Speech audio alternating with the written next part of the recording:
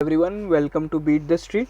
आज हम बात करने वाले हैं एशियन पेंट्स के बारे में, जिसका शेयर प्राइस आज लगभग 10% से भी ज़्यादा भाग चुका है और लगभग 8% की तेज़ी के साथ बंद हुआ है। 215 रुपये की लगभग यहाँ पे तेज़ी देखने को मिली है शेयर के अंदर। और वहीं पे अगर हम बात करते हैं इस वीडियो में हम लोग आपको क्या क्या बताएंगे। देखो, एशियन पेंट्स बहुत बड़ी कंपनी है, उसका करेंगे पूरा फंडामेंटल एनालिसिस, क्या है ऐसी खास बात और क्यों है वो बाकी सारी पेंट कंपनी से अलग, और बहुत सारी इंटरेस्टिंग चीज़ें जानेंगे, उनके बिजनेस को समझेंगे, पूरे फंडामेंटल्स और यहाँ पे financials, technical analysis, share holding pattern में क्या क्या चेंजेस आए हैं और थोड़ी बहुत ब्रोकरेज रिपोर्ट्स और थोड़े बहुत इंटरेस्टिंग फैक्ट्स आपको बताएंगे। ये सारी चीज़ें इस वीडियो के अंदर जानेंगे और आपका यहाँ पे पूरा आपको इन्वेस्टमेंट डिसीजन के लिए हेल्प करेंगे। और एंड में आपको बताएंगे कि इसमें आपको बाय करना है, सेल करना है, होल्ड करना है, short term long term target क्या हो सकते हैं। चलिए, अगर मैं आपको बताऊं, सबसे पहले तो हम लोग, हमारी एक बाय कॉल थी एशियन पेंट्स के अंदर 10 तारीख को। हमारे को फाउंडर है जो कि मैं खुद ही हूँ, ये मेरा ट्विटर अकाउंट है, ठीक है, और ये हमारा बीट द स्ट्रीट का खुद का अकाउंट है, ये आप देख सकते हो, ठीक है। तो हम लोग ने 10 तारीख को एक बाय कॉल दी थी कि एशियन पेंट्स में घुसने का एक बहुत ही बेहतरीन समय है। उसके पीछे हम लोग ने रीजंस वगैरह भी दिए थे थोड़े बहुत, वो आप यहाँ पे ट्वीट वगैरह देख सकते हो, ठीक है। और अगर आप रीजंस देखोगे तो गोदरेज प्रॉपर्टीज, अल्ट्राटेक और स्टील कंपनीज के रिजल्ट काफ़ी अच्छे थे और वहीं पे कंसाई नेरोलैक के भी रिजल्ट्स अच्छे थे, ठीक है। और बाकी सारी चीज़ें भी हम लोग ने थोड़े बहुत टेक्निकल्स बताए थे। और जो टारगेट दिया था 2700 से और 3000 रुपये का लगभग का टारगेट दिया था, वो टारगेट सारे हिट हो गए। लगभग 10% यहाँ पे अच्छे खासे रिटर्न्स बने। अगर आप इसी तरह की यहाँ पे छोटी मोटी अगर आप वो चाहते हैं शॉर्ट टर्म टारगेट्स वगैरह, तो हमारे चैनल को सब्सक्राइब करें। और ऐसी सारी चीज़ें हम लोग ट्विटर पर अपडेट करते हैं। आपको कुछ नहीं करना है, ट्विटर पे आप जाइए और बीट द स्ट्रीट को फॉलो कीजिए, नहीं तो आप मुझे फॉलो कर सकते हो और हमारे एक और को फाउंडर है उन्हें भी फॉलो कर सकते हैं। तो ये सारी चीज़ें आपको वहाँ पे मिल जाएंगी और इस तरह के हम लोग शॉर्ट टर्म बाय देते रहते हैं। हम लोग ने ऐसे ही प्रिंस पाइप दिया था, बोरोसिल रिन्यूएबल दिया था, जो भी हमारा शानदार बाय कॉल रही है और वो सारी चीज़ें रही है। अच्छा, चलिए बात करते हैं वापस एशियन पेंट्स की। अगर मैं आपको बताऊँ तो ओवरऑल जो रिजल्ट्स हैं वो काफ़ी अच्छे हैं। YoY बेसिस पे अगर हम बात करते हैं इनकी, तो YoY बेसिस पे रिजल्ट्स काफ़ी अच्छे हैं और Q-on-Q बेसिस पे रिजल्ट्स ख़राब है, ठीक है। अगर हम बात करें ओवरऑल रेवेन्यू की, तो यहाँ पे अगर आप देखते हो कि यहाँ पे जो कंसोलिडेटेड रेवेन्यू है वो यहाँ पे अगर Q4 के अंदर 43% से बढ़ा है और कंसोलिडेटेड प्रॉफिट बिफोर टैक्स है वो 65% से बढ़ा है। 12 महीने का रेवेन्यू 7.4% से बढ़ा है और जो प्रॉफिट है वो 18.4% से बढ़ा है। स्टैंड अलोन रेवेन्यू और स्टैंड अलोन प्रॉफिट हमारे लिए कोई मतलब नहीं है। और उसी के अलावा कंपनी ने यहाँ पे 14.5 रुपीज़ का डिविडेंड अनाउंस किया। इससे पहले लगभग 3.85 का किया था, 17.85 का टोटल डिविडेंड अनाउंस कर दिया है। डिविडेंड के बारे में मैं भी आपको बता देता हूँ कि देखो डिविडेंड का क्या सिस्टम है। तो डिविडेंड का सिस्टम यहाँ पे लिखा हुआ था, चलिए, तो डिविडेंड का ऐसा सीन है भैया कि ये एक तो पेमेंट आपको 2 जुलाई को होगा, ठीक है, 2 जुलाई 2021 को आपको पेमेंट होगा। इसके लिए जो रिकॉर्ड डेट फिक्स करी गई है 11 जून करी गई है। 11 जून के बाद यहाँ पे 29 जून को एक मीटिंग होगी, AGM जिसको अपन बोलते हैं। शेयर होल्डर जैसे ही अप्रूव कर देंगे 2 जुलाई को ये वाला डिविडेंड मिल जाएगा। डिविडेंड 14.5 का मिलेगा। 3.85 का डिविडेंड ऑलरेडी दे चुकी है कंपनी। पिछली बार इंटरिम डिविडेंड दिया था 22 अक्टूबर को, तो वो सारी चीज़ें थी, ठीक है। तो इंटरिम डिविडेंड हो चुका है और वो सारे डिविडेंड्स हो चुके हैं। अभी हम बात करते हैं बाकी जो रिजल्ट्स और परफॉर्मेंस की। तो अगर मैं आपको बताऊँ, रेवेन्यू ग्रोथ हम लोग ने देख लिया और प्रॉफिट ग्रोथ भी हम लोग ने देख ली है। बट यहाँ पे जो वॉल्यूम के अंदर ग्रोथ है, अगर आप वॉल्यूम ग्रोथ बात करते हैं, वो भी लगभग 40% की है, ठीक है। तो YoY परफॉर्मेंस बहुत ही शानदार रही है और वो यहाँ पे आपको दिखेगा भी। अगर आप देखोगे तो यहाँ पे जो अभी कंपनी ने रेवेन्यू पुट ऑन किया है, 6700 करोड़ का रेवेन्यू पुट किया है, जो पिछली बार, जो कि मतलब पिछले साल की बात करें 4600 करोड़ से बड़ा है और पिछली बार से थोड़ी सी ग्रोथ कम हुई है। और वहीं पर अगर हम बात करें प्रॉफिट फॉर द पीरियड की, तो यहाँ पे 869 करोड़ रुपीज़ का रेवेन्यू रहा है, ठीक है। और वहीं पे 1265 करोड़ का पिछली बार यहाँ पे प्रॉफिट था। 869 करोड़ का इस बार प्रॉफिट है, पिछली बार 1265 करोड़ का था। और अगर हम पिछले साल की बात करें तो 480 करोड़ का था। अब इंपॉर्टेंट बात यह है कि रेवेन्यू में इतना फ़र्क नहीं है, बट प्रॉफिट में इतना फ़र्क क्यों है, तो अगर आप देखोगे तो ये एक बहुत बड़ा फैक्टर है, कॉस्ट ऑफ मटेरियल कंज्यूम। अभी यहाँ पे क्या हुआ था कि ये पिछली बार अपने इस Q4 के अंदर है ना, क्रूड की प्राइस बढ़ गई थी। तो क्रूड की प्राइस बढ़ने के कारण इनके सारे रॉ मटेरियल जैसे कि टाइटेनियम वगैरह जो होते हैं ना, वो सारे महंगे हो गए थे। तो उस कारण से यहाँ पे इम्पैक्ट देखने को मिला है। और उसी के अलावा थोड़ी बहुत इस तरह की फिनेंस कॉस्ट वगैरह में भी अगर आप देखोगे तो यहाँ पे थोड़ी बहुत यहाँ पे हाई रही है। ओवरऑल मेन जो यहाँ पे प्रॉब्लम रही है वो आप देखोगे तो रॉ मटेरियल इन्फ्लेशनरी प्रेशर के कारण रही है, जिसके कारण थोड़े बहुत मार्जिन इम्पैक्ट हुए हैं। अच्छा, वहीं पे अगर आप बात करोगे तो कंपनी के कौन कौन से सेगमेंट है। अच्छा, कंपनी के बिजनेस बहुत सारे हैं, बट अभी जो सेगमेंट के नाम पे अगर आप देखोगे, पेंट्स है और होम इंप्रूवमेंट है, तो ये सारी चीज़ें हैं। तो ओवरऑल यहाँ पे जो पेंट सेगमेंट बहुत बड़ा है, क्योंकि मेन पेंट का ही काम करती है। अच्छा, नेटवर्थ और वो सारी चीज़ें देख लेते हैं। अगर आप देखोगे तो कंपनी की जो लॉन्ग टर्म लाइबिलिटीज़ है, अच्छा बोरिंग्स वगैरह जो जितनी आपको दिख रही है ना, 12 से 14 करोड़ की टोटल बोरिंग्स है, जिसमें से अगर आप देखोगे लीज लाइबिलिटीज़ जो है वो बेसिकली कंपनी के स्टोर्स वगैरह के लिए होती है। जैसे कि कंपनी के टोटल करीबन कितने जैसे 18 तो होम डेकोर के लिए जो स्टोर्स है, ठीक है, और ऐसे टोटल स्टोर भी इनके काफ़ी ज़्यादा है। और इनकी टिंटिंग मशीन सबसे ज़्यादा है। टिंटिंग मशीन क्या होती है, देखो मैं ना गया पेंट खरीदने, मेरे को कोई कलर चाहिए था जो वहाँ पे अवेलेबल नहीं था, ठीक है, बट वहाँ पे टिंटिंग मशीन होती है, वो क्या करती है, उसमें 2 कलर को डाला जाता है और मेरे को जो पर्सनलाइज कलर होता है वो मेरे को मिल जाता है। तो टिंटिंग मशीन बहुत ज़्यादा इंपॉर्टेंट होती है। और मैं एक फिगर के हिसाब से बताऊँ तो एशियन पेंट्स के पास 50,500 टिंटिंग मशीन्स है, ठीक है। और अगर आप इसको कंपेयर करते हो ना बर्जर और नैरोलैक के, उन दोनों के मिला के भी 46,000 की टिंटिंग मशीन्स होती है। इंडिगो पेंट्स की तो मैं बात ही नहीं कर रहा हूँ, वो तो कोई अड़ता भी नहीं है, उनकी तो लगभग शायद 2-3-5-10,000 भी टिंटिंग मशीन्स नहीं है। तो टिंटिंग मशीन एक बहुत बड़ा इंपॉर्टेंट यहाँ पे एक एसेट होती है, ठीक है। तो यहाँ पे अगर आप देखोगे बोरिंग्स वगैरह जो है वो लगभग है ना 560 करोड़ और 14 करोड़ की है। और फिर यहाँ पे थोड़ी बहुत बोरिंग्स 325 और 180 करोड़ की है। बाकी सारे तो वो ओवरऑल जो अगर आप देखोगे तो ये आउटस्टैंडिंग एमएसएमई आउटस्टैंडिंग वगैरह हैं। बट यहाँ पे अगर आप देखते हो इंपॉर्टेंट बात कि कंपनी के पास कैश कितना है, तो अगर आप देखोगे कैश जो है यहाँ पे कंपनी के पास 346 करोड़ का कैश है, जो कि उनकी लॉन्ग टर्म डेप्ट से थोड़ा ही ज़्यादा है, थोड़ा ही कम है। ओवरऑल आप कह सकते हो कि नेट डेप्ट, ये जो डेप्ट फ्री कंपनी है, ठीक है ना, इतना थोड़ा बहुत डेप्ट तो चलता है, ठीक है, डेप्ट फ्री तो नहीं पर हाँ ठीक है, ओवरऑल यहाँ पे कंपनी की जो डेप्ट टू इक्विटी रेशियो काफ़ी कम है। नेटवर्थ की बात करें तो कंपनी का जो नेटवर्थ है वो करीबन यहाँ पे 13,229 करोड़ है। और वहीं पे अगर आप देखते हो तो ओवरऑल ये कंपनी का नेटवर्थ है जो पिछली बार से काफ़ी 30% हाइक देखने को मिला है नेटवर्थ के अंदर। अच्छा, यहाँ पे अगर हम देखेंगे ओवरऑल यहाँ पे Q4 के अंदर यहाँ पे क्या क्या चेंजेस हुए हैं, तो Q4 के अंदर अगर अपन देखेंगे तो जो कंसोलिडेटेड चेंजेस की बात करें, रेवेन्यू फ्रॉम ऑपरेशंस जो है 43% से बढ़ता है। और वहीं पे अगर आप देखोगे तो कंपनी का जो PBDIT है, जो कि प्रॉफिट बिफोर इंटरेस्ट वगैरह होता है, वो 53% बेसिकली अपना इबिटा जो एक तरीके से आप कह सकते हो इबिटा है। और नेट प्रॉफिट अगर आप देखोगे तो यहाँ पे 84% से बढ़ता है। तो ये सारी चीज़ें थी, ओवरऑल जो परफॉर्मेंस थी वो काफ़ी अच्छी थी। और फिर पूरे फिनेंशियल ईयर की भी कंपनी ने जो परफॉर्मेंस दी है ना, अगर आप देखोगे consolidated performance for the financial year FY21 भी यहाँ पे अच्छी रही है। अगर आप देखते हैं तो यहाँ पे ये जो ग्रोथ है ये आप देख सकते हो लगभग अच्छी खासी ग्रोथ है रेवेन्यू के अंदर भी, और बाकी सारी ग्रोथ भी जो अगर अपन ने ऑलरेडी डिस्कस करी थी वो काफ़ी अच्छी है, ठीक है। तो जैसे कि आप देखोगे ना कंसोलिडेटेड रेवेन्यू और यहाँ पे जो पूरे साल के लिए है वो यहाँ पे आप देख सकते हो। यहाँ पे जो मैनेजमेंट ने क्या बोला है, जो कि इनके MD और CEO हैं, तो उनके यहाँ पे कॉमेंट्स देख लेते हैं एक बार। तो यहाँ पे जो कमेंट है ना वो बहुत ही डिटेल्ड है। देखो सबसे पहले उनका जो सबसे शानदार सेगमेंट है home decorative segment. Home decorative segment मतलब जिसके अंदर प्रीमियम पेंट्स वगैरह यूज़ होते हैं, ठीक है, प्रीमियम और लग्जरी प्रोडक्ट्स जो होते हैं वो यूज़ होते हैं। फिर होम इंप्रूवमेंट सेगमेंट है जिसके अंदर कंपनी ने काफ़ी अच्छा, होम इंप्रूवमेंट के अंदर थोड़े बहुत और तरह के प्रोडक्ट्स आते हैं। और होम डेकोर जो होता है, होम डेकोर के अलावा पेंट के अलावा भी बहुत सारी चीज़ें होती है। फॉर एग्जाम्पल कर्टेन्स वगैरह हो गए, बेडशीट्स वगैरह हो गई, तो ये सब होम डेकोर में आता है, जिसके अंदर एशियन पेंट्स ने अभी थोड़े टाइम पहले ही यहाँ पे बिजनेस चालू किया था। फिर एक और जो बिजनेस है इंडस्ट्रियल कोटिंग, जिसके अंदर एशियन पेंट्स इतना नहीं है बट नैरोलैक और वो सब है, बट उनका वो बिजनेस भी अच्छा खासा ग्रोथ कर रहा है। और उसमें प्रोटेक्टिव कोटिंग्स में और रिफिनिश सेगमेंट के अंदर सबसे ज़्यादा ग्रोथ देखने मिली है। इंटरनेशनल बिजनेस की अगर बात करें तो यहाँ पे एशिया और मिडिल ईस्ट के अंदर ग्रोथ है, बट कंपनी ने बोला है कि यहाँ पे रॉ मटेरियल के कारण जो कि उनकी प्राइस बढ़ी है, तो उसके कारण सारे यहाँ पे प्रॉफिटेबिलिटी हमारी अफेक्ट हो रही है। मार्जिन्स वगैरह की अगर हम बात करते हैं तो वो सब चीज़ें अफेक्ट हो गई है। और कंपनी यहाँ पे बोल रही है second wave of corona virus के कारण भी यहाँ पे थोड़ी बहुत प्रॉब्लम है। और मैंने जो एक अभी इंटरव्यू पढ़ा था उसके अंदर कंपनी ने क्या बोला था कि देखो अप्रैल के अंदर तो उनको कोई प्रॉब्लम नहीं हुई थी। अप्रैल के अंदर अभी जो उनका बिजनेस है, मतलब Q1 की मैं बात कर रहा हूँ, तो वो बिजनेस काफ़ी अच्छा था, ठीक है। और मई के अंदर वो बोल रहे हैं कि थोड़ा बहुत बिजनेस खराब हो चुका है, और जून के अंदर अभी पता नहीं पड़ रहा है कि क्या होने वाला है। और क्योंकि मई में अभी लॉकडाउन वगैरह लग गए हैं तो इसके कारण प्रॉब्लम है। तो अप्रैल का तो बिजनेस अच्छा था, अभी मई में उनको थोड़ी बहुत प्रॉब्लम आ रही है। तो ये अभी उनका सेकंड वेव का अपडेट था, ये सारी चीज़ें थी। अच्छा, अब लोग हम चलते सीधा सबसे पहले यहाँ पे इन्वेस्टर प्रेजेंटेशन पे डिस्कशन कर लेते हैं, जो कि बहुत ही अच्छी होती है इन्वेस्टर प्रेजेंटेशन। तो ये ओवरऑल इनके अभी नए नए जो प्रोडक्ट्स हैं वो ये सारे इनने लॉन्च किए हैं। जो न्यू प्रोडक्ट एक्सपेंशन जो और इनोवेशन में हमेशा एशियन पेंट्स आगे रहता है, पूरी इंडस्ट्री से यहाँ पे सबसे आगे अगर आप देखोगे तो एशियन पेंट्स तरह तरह के यहाँ पे प्रोडक्ट लॉन्च करता रहता है।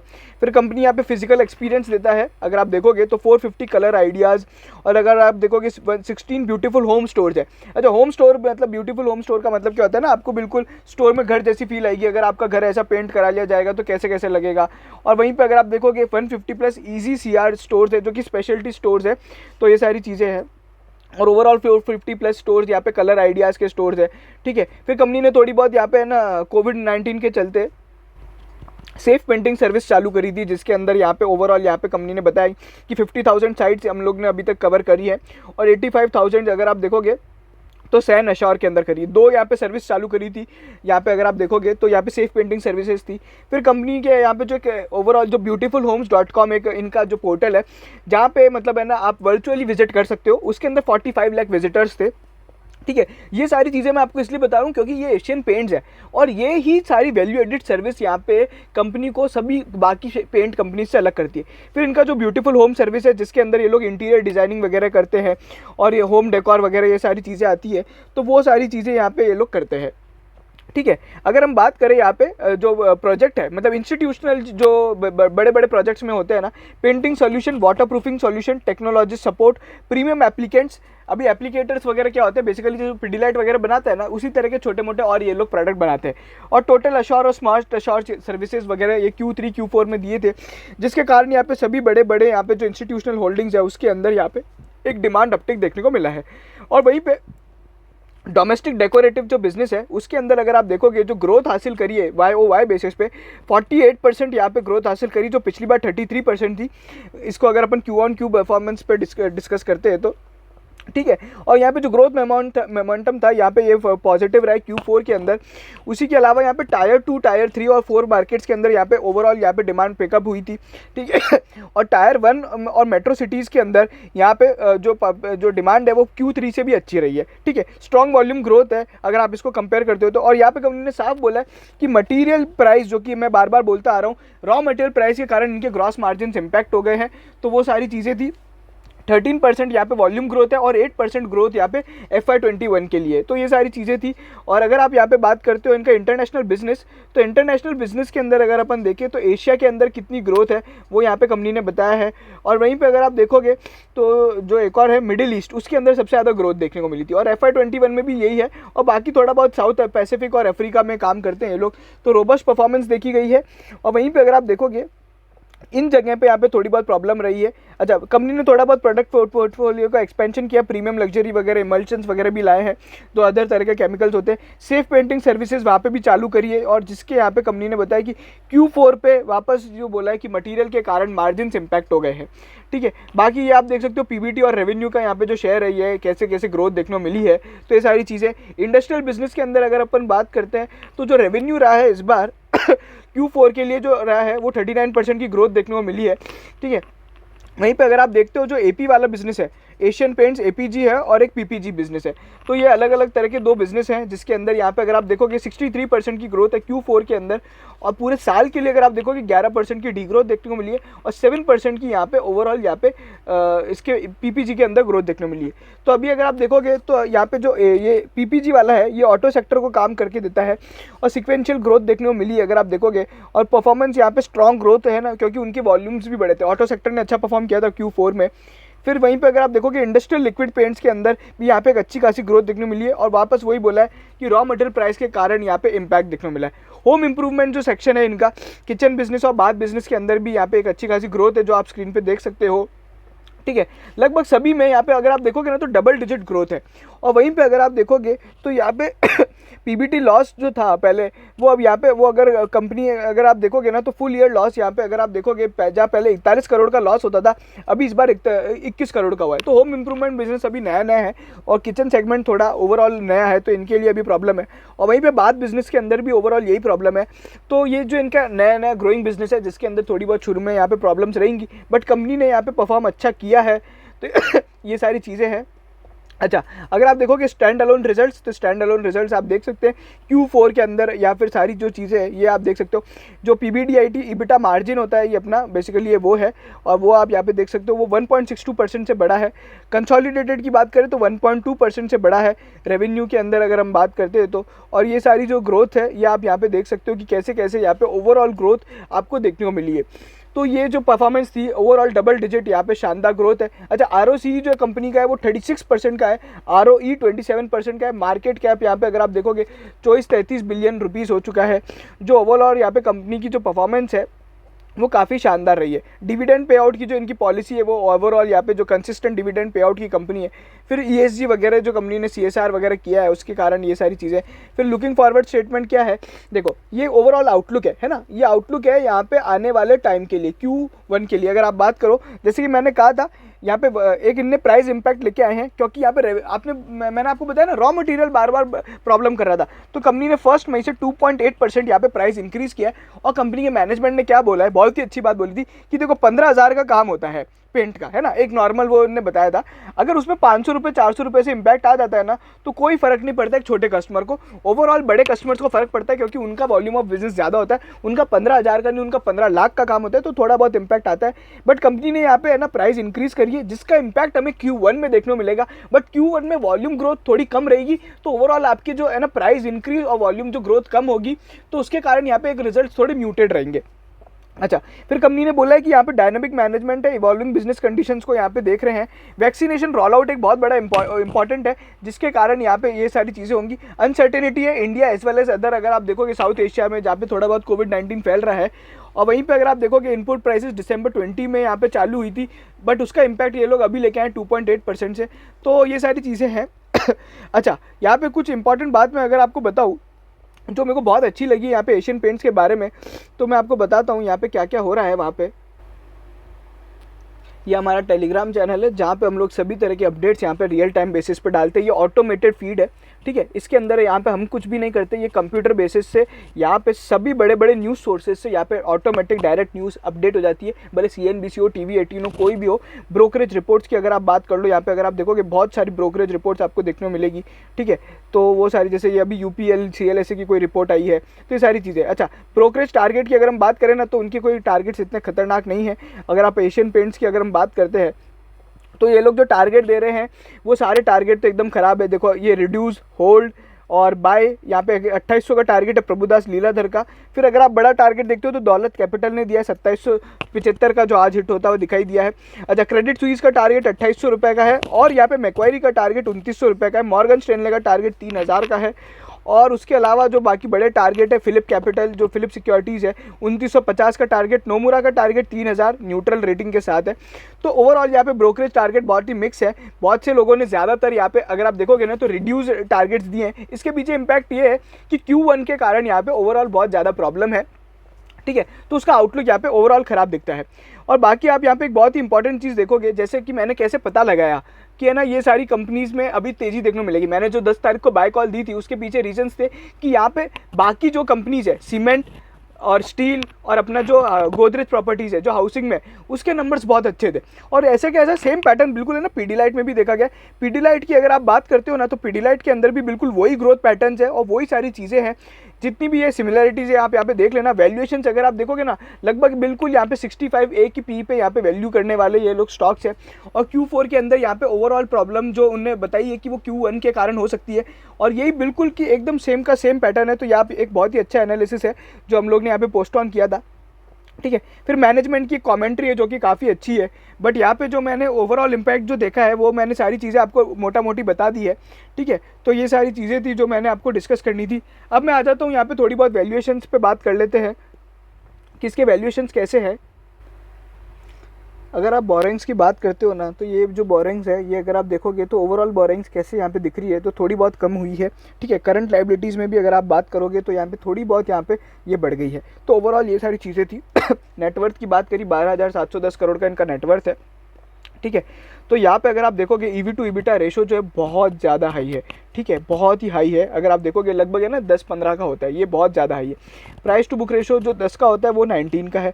पी रेशो आप इसको देख लो तो 78 का बैठता है। पी रेशो फिर भी अगर आप देखोगे तो यहाँ पे अभी ये थोड़ा पी रेशो तो और ज़्यादा हो चुका होगा। अगर अपन देखें यहाँ पे जो EPS था FY21 के लिए वो करीबन 32 का EPS है, और उसको यहाँ पे आप अभी के प्राइस जो कि 2775 चल रहा है उससे डिवाइड करते हो तो वो आएगा, तो लगभग 86 का यहाँ पे पी आता है ना। तो ये सारी चीज़ें अभी ओवरऑल यहाँ पे इम्पैक्ट लेके आएंगी, ठीक है। तो ओवरऑल देखो वैल्यूएशन तो हमेशा एशियन पेंट्स के अगर आप देखोगे ना चार्ट में भी जो पी रेशो है उसका हमेशा हाई ही रहा है। ओवरऑल पहले यहाँ पे जो एक पी आता था ना वो थोड़ा हाई और होता था, बट अभी अगर आप देखोगे तो ये लगभग इतना ही रहा है। पिछले 5 साल में अगर आप देखोगे 1 साल 3 साल का भी ये जो पी है वो लगभग है ना हमेशा इतना ही रहा है। 120 का पी था, अभी तो उल्टा और कम हो गया है। तो ये सारी चीज़ें रहती है, ये एक जाइंट है, ये इंडस्ट्री का लीडर है ना। तो ये सारी चीज़ें हैं। ओवरऑल शेयर होल्डिंग पैटर्न में जो क्या चेंजेस आए वो देख लेते हैं। नॉर्मली ये कॉर्पोरेट गवर्नेंस में बहुत स्ट्रांग है, तो देखिए आप देखोगे प्रमोटर ने कोई यहाँ पे बेचा बाची भी नहीं करी, ना कुछ खरीदा है, ओवरऑल वो रहे हैं। FIIs ने थोड़ी बहुत सेलिंग करी है, DIIs ने बाई किया है, जो कि हमेशा दोनों उल्टा चलते हैं। पब्लिक शेयर होल्डिंग में अगर अपन देखें तो यहाँ पे टेस्टा रिटेल करके है। DIIs में कौन बड़ा शेयर होल्डर है वो भी देख लेते हैं। यहाँ पे अगर आप देखोगे तो DII में LIC है, और उसके बाद SBI ETF जो है एक निफ्टी का है वो है। FIIs में बात करें तो यहाँ पे अगर आप देखोगे तो FII का कोई नाम नहीं है, मतलब सभी की जो शेयर होल्डिंग है वो यहाँ पे 1% से कम है। तो ये सारी चीज़ें थी। देखो अब यहाँ पे टेक्निकली अगर आप पूछेंगे कि स्टॉक कैसा है, तो स्ट्रॉन्ग बाय के संकेत दे रहा था आज सुबह। बट यहाँ पे एक बहुत इंपॉर्टेंट चीज़ वो हुई है कि जो 2850 2840 का हाई बनाया था ना उसको वो सस्टेन नहीं कर पाया, और 2800 के लेवल को भी सस्टेन नहीं कर पाया। आज 2800 के ऊपर भी नहीं रह पाया। तो अभी यहाँ पे मैंने तो आज जो अपना जो हमारा प्रीमियम ग्रुप था उसमें हम लोग ने बोल दिया यहाँ पे आप पोजीशन काट लो। मैंने भी मेरी पोजीशन एक बार बुक कर ली है। शॉर्ट टर्म वाले जो लोग थे ना वो बुक कर लो। लॉन्ग टर्म के लिए तो भैया बहुत ही बेहतरीन स्टॉक है, बिल्कुल आप बेझिझक इसमें पैसा लगा के रखो। ये एक है ना पोर्टफोलियो और SIP स्टॉक है, हर महीने थोड़े थोड़े शेयर खरीदते रहो। और इंडिगो, बर्जर और प्लीज़ उनमें मत जाओ, वो है ना बहुत छोटी मोटी कंपनियां, उनमें इतनी वैल्यू क्रिएशन नहीं होगी जितनी इसके अंदर होगी, ठीक है। तो लॉन्ग टर्म के तो मेरे टारगेट जो रहते हैं ना वो हर बार यहाँ पे 3000 के लगभग के टारगेट है, ठीक है। और ये बिल्कुल आएंगे ही आएंगे, आप मान के चलो लगभग 6 महीने के अंदर भी आ ही जाएंगे, ठीक है। अभी शॉर्ट टर्म के लिए यहाँ पे थोड़ा बहुत मैं है ना बियरिश हूँ, क्योंकि ऑलरेडी ये जो अगर आप देखोगे तो रनअप हो चुका है। रिजल्ट के कारण जो रनअप था ना वो आज लगभग अपन ने देख लिया, और 2850 के लेवल्स को यहाँ पे कंपनी है ना सस्टेन नहीं कर पाई है। तो अगर आप देखोगे तो रेजिस्टेंस जो बन रहा है वो नेक्स्ट जो रेजिस्टेंस था अभी एक तो 2850 का ही है, और फिर यहाँ पे एक और जो रेजिस्टेंस है 2980 का है। सपोर्ट की बात करें तो यहाँ पे जो सीधा सपोर्ट है 2450 का है, जो पहले जो हमारी बाय प्राइस थी। तो ये जो रेजिस्टेंस और ये लेवल्स तो इतने काम के नहीं है। मैं आपको एक सही लेवल देता हूँ कि अभी अगर यहाँ पे कल अगर ये 2750 के ऊपर रहता है तो थोड़ी बहुत एक शॉर्ट टर्म वापस रैली देखने को मिल सकती है, वापस 2850 तक की एक रैली देखने को मिल सकती है, ठीक है। बट अगर ये लेवल टूटता है तो वापस थोड़ी बहुत यहाँ पे है ना 2700 रुपये तक आके सेटल होगा, और वहीं पे एक है ना लॉन्ग टर्म बायर के लिए एक एंट्रेंस पॉइंट होगा। और यहाँ पे एक इंपॉर्टेंट बात है, कंपनी की जो कमेंट्री है Q1 के लिए वो थोड़ी बियरिश है, ऑब्वियसली क्योंकि बिजनेस सिचुएशन भी बियरिश है, तो ये सारी चीज़ें हो रही है। तो ये था हमारा पूरा एनालिसिस। आज हम लोग ने सारी चीज़ें जान लिए, स्टॉक टिप्स और स्टॉक एनालिसिस, पूरे कंपनी के बिजनेस को समझा, शेयर होल्डिंग, टेक्निकल और यहाँ पे मैनेजमेंट कमेंट्स वगैरह वो सारी चीज़ें जानी है, ठीक है। इसके लिए जो ब्रोकरेज रिपोर्ट्स वगैरह हैं और यहाँ पे आप कॉल के अपडेट्स देखना चाहते हैं तो हमें यहाँ पे ट्विटर पे भी फॉलो कर सकते हैं, और यहाँ पे हमारे टेलीग्राम चैनल में चले जाइए, सभी ब्रोकरेज रिपोर्ट्स वहाँ पे अवेलेबल है। और ये था हमारा पूरा एनालिसिस। इसी तरह के अपडेट्स के लिए और एकदम फंडामेंटल डीप रिसर्च के लिए हमारे चैनल को सब्सक्राइब करें, बेल आइकन को जरूर दबाएं। सभी तरह के वीडियोस और स्टॉक टिप्स और स्टॉक एनालिसिस के लिए आपका बहुत बहुत धन्यवाद।